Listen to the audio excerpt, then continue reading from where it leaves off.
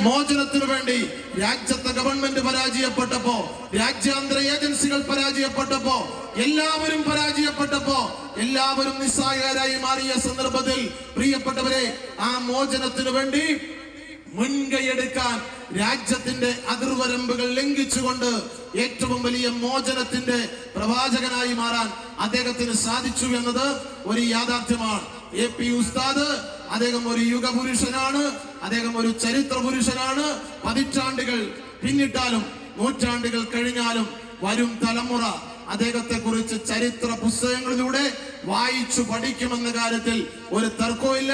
അങ്ങനെ നൂറ്റാണ്ടിൽ ഒരിക്കൽ മാത്രം സംഭവിക്കുന്ന, പിറന്നു വീഴുന്ന ഒരു യുഗപുരുഷനായ പ്രിയപ്പെട്ട കാന്തപുരം ഉസ്താദ് നയിക്കുന്ന കേരള യാത്ര, ആ കേരള യാത്ര ഈ അരീക്കോടിന്റെ മണ്ണിലേക്ക് കടന്നു വരുമ്പോ വലിയ ഒരു കലുഷിതമായ കാലഘട്ടത്തിലൂടെ നമ്മൾ കടന്നു പോവുകയാണ്. പ്രിയപ്പെട്ടവരെ, നമ്മുടെ